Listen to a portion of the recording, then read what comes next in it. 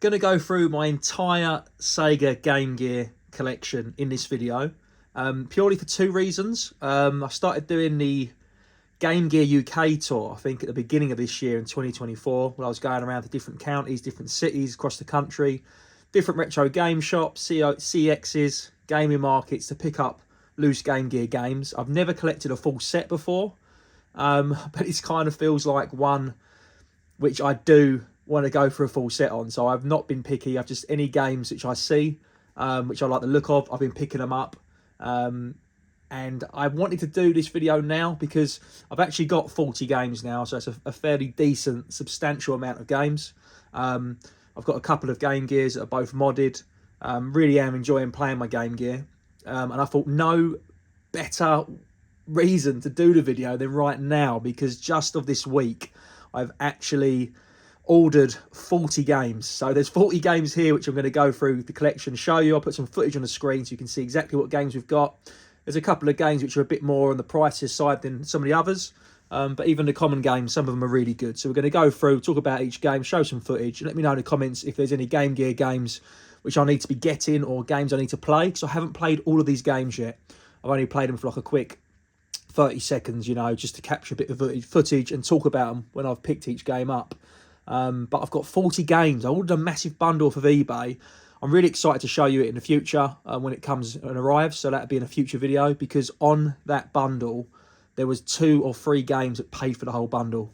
And there is some swaps there. So I'm not necessarily doubling the collection when that bundle comes. There's 40 games coming, but there might only be 10 or to 12 I can add to the collection. First things I want to address is with the actual Game Gears, you've got to go for the modded screen. You really have. The clear screens are really good. There's lots of people that do the upgrades. I've said it before, but Retro Saviour, he's on YouTube. He does repairs and mods. He's also on eBay. He's very fair priced, very reasonable. So check out Retro Saviour if you do want anything modded in the future. Not just Game Gear, but other consoles as well. He does lots of handheld stuff and lots of repairs. But you can also get battery mods. So these eat 6 batteries, which is an absolute nightmare, 6 AA. So this one's got a battery mod as well. So it's definitely worth getting those. And you can get lots of different shells and cases. Game Gears are notorious for breaking, so unfortunately you need to have them recapped, which is sort of like a very common service which happens with Game Gears. If you buy one second hand from a shop, you want to check it's recapped. I don't know if CX provides that service, so it's better to buy it from an actual retro gaming independent store. But do let me know in the comments if CX do recap Game Gears, because I don't know personally if they do. So yeah, that's just I haven't come across it yet, so let us know. Maybe I'll pop on the screen now to find out if they actually do, but I don't think it comes up on the listings. So those are the Game Gears. In terms, I've got a nice box, sort of Sonic variation over here. Normally it's columns or like a Grand Prix game. There's not too many exciting variations. There is one better than the Sonic one I've seen, but I thought that was pretty cool. I picked this up from Sore Thumbs Retro Games up in York.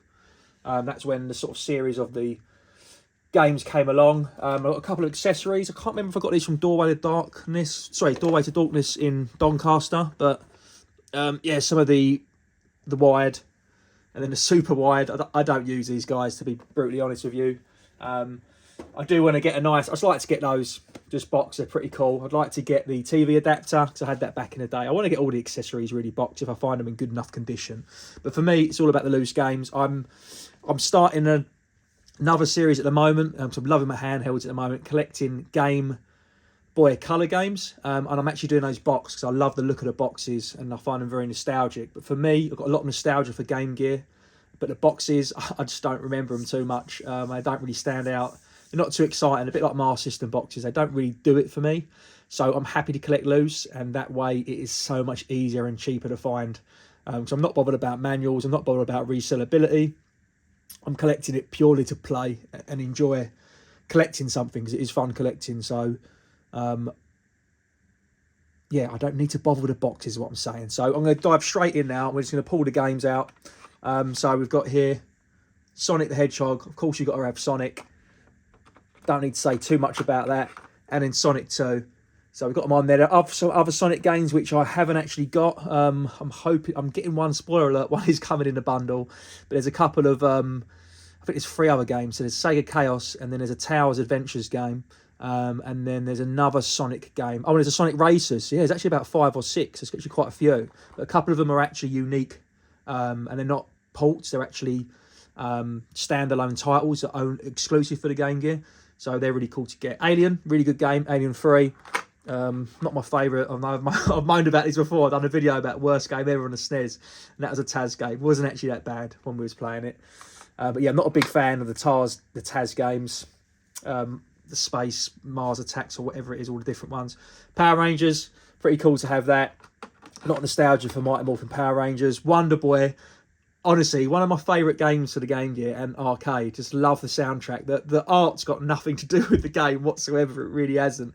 If I was going to get box games of my favourites, which I might do at the end of the collection, then this would be one of them. Just absolutely love that first level. Played it to death because I think I only had about half a dozen games on the system as a kid, and obviously you just get what's given to you. And that was one of the games that was given to me, so I played that a hell of a lot. We got Terminator, absolutely awesome game as well.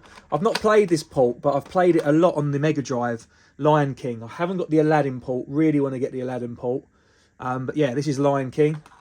Let me know, guys, if there's any local shops around to you that sell loose Game Gear games, and I'll be all over it like a carb on it. Look, Castle of Illusion, fantastic game as well.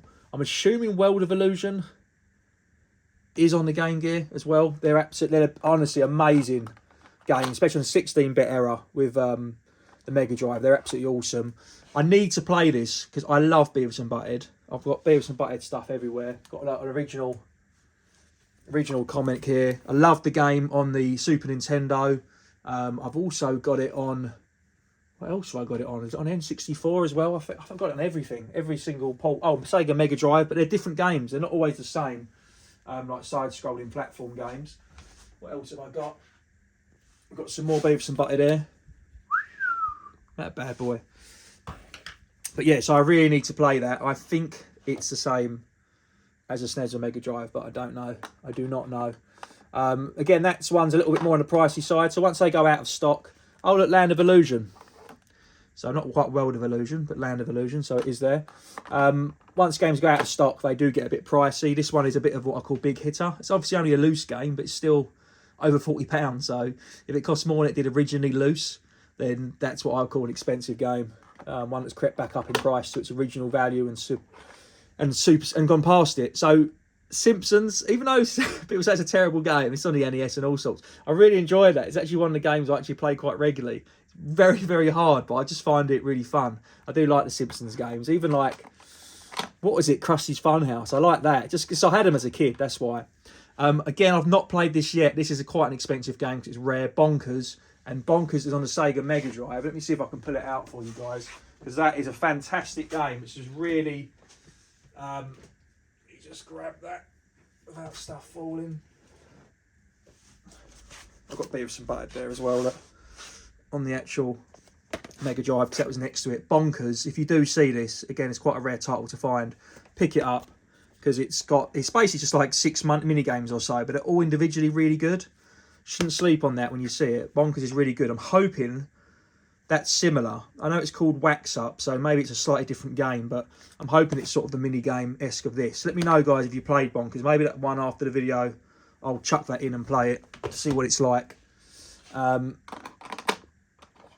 Again, one of these might be more expensive than the other. There's a couple of Batman games in the system. Here's two of them, Batman Returns and Batman Forever.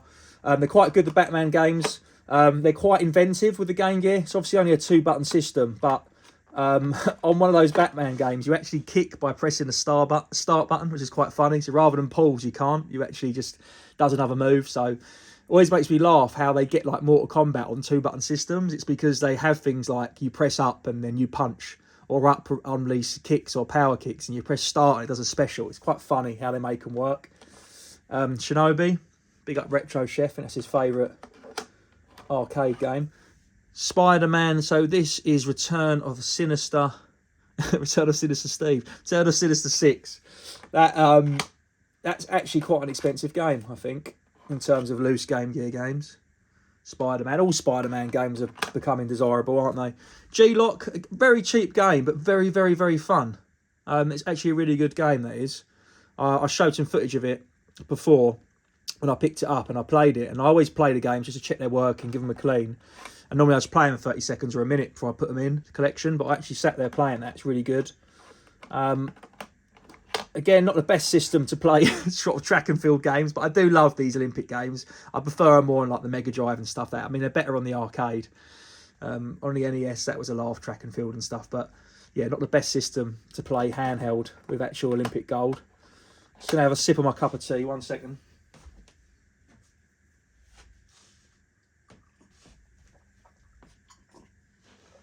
Wow.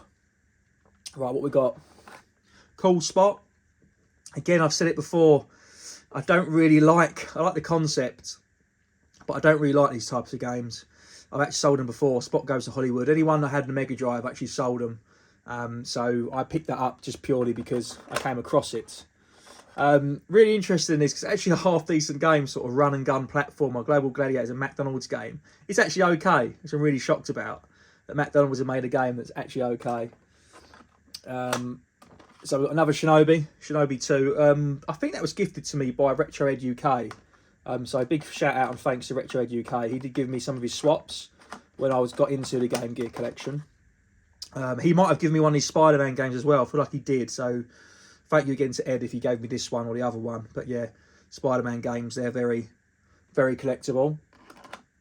I'll do an update in a couple of months' time once we've got more games in the collection. Obviously, we've got that big pickup video coming soon for eBay. Home Alone, again, I'm hoping that's the same port as like Mega Drive Master System because that's fantastic. So I did a video on it when I was doing, I can't remember what series it was, but it was basically games that you'd like hate and or really wind you up. And I was like, oh, I forgot, I'll put a thumbnail on the screen, but my friend Jake recommended it because he said it was like one of those games you played loads as a kid and you got really scared and your heart starts going when the burglars come in. You go around in your shed on your sledge going house to house trying to set up traps, and it's a really fun high score game. I actually joined in a little online challenge, YouTube challenge with John Bundy, and he smashed me at it and everyone was doing scores. It's really funny. I thought I won and then I found out they were playing on hard and I was doing it on medium or easy. So yeah, but that's actually a really fun game, but it's a high score game. I like high score games. You know, you just play it, you do one run.